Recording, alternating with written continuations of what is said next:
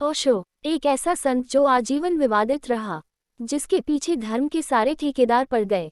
ओशो ने जीवन के कई पहलुओं पर लिखा, लेकिन सबसे ज्यादा चर्चा सेक्स जैसे विषय पर बेबाक विचार दे कर पाए। आइए आपको बताते हैं ओशो की सेक्स पर 7 ऐसी बातें जो सबसे ज्यादा चर्चा में रही। युवकों से मैं कहना चाहता हूं कि तुम्हारे माँ बाप, तुम्हारे पुरखे, तुम्हारी हजारों साल की पीढ़ियां सेक्स से भयभीत रही है। तुम भयभीत मत रहना, तुम समझने की कोशिश करना, उसे तुम पहचानने की कोशिश करना, तुम बात करना, तुम सेक्स के संबंध में आधुनिक जो नई खोज हुई है उनको पढ़ना, चर्चा करना और समझने की कोशिश करना कि सेक्स क्या है सेक्स का मैकेनिज्म, उसका यंत्र क्या है उसकी आकांक्षा, क्या है उसकी प्यास, यह सब कुछ समझने की कोशिश करना।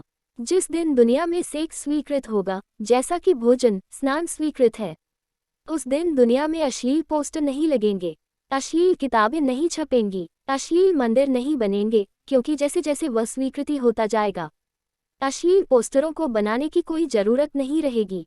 मैं युवकों से कहना चाहूंगा कि तुम जिस दुनिया को बनाने में संलग्न हो, उसमें सेक्स को वर्जित मत करना, अन्यथा आदमी और भी कामुक से कामुक होता चला जाएगा। 5वीं बात, यह मैं आपसे कहना चाहता हूं कि जिस देश में भी सेक्स की स्वस्थ रूप से स्वीकृति नहीं होती, उस देश की प्रतिभा का जन्म नहीं होता। पश्चिम में 30 वर्षों में जो जीनियस पैदा हुआ है, जो प्रतिभा पैदा हुई है, वह सेक्स के तथ्य की स्वीकृति से पैदा हुई है। भारत के युवक के चारों तरफ सेक्स घूमता रहता है पूरे वक्त, और इस घूमने के कारण उसकी सारी शक्ति इसी में लीन और नष्ट हो जाती है।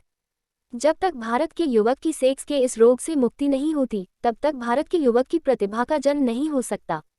सेक्स के पूरे रहस्य को समझो, बात करो, विचार करो, मुल्क में हवा पैदा करो कि हम इसे छिपाएंगे नहीं, समझेंगे। अपने पिता से बात करो, अपनी माँ से बात करो, वैसे वे बहुत घबराएंगे। अपने प्रोफेसर से बात करो, अपने कुलपति को पकड़ो और कहो कि हमें समझाओ।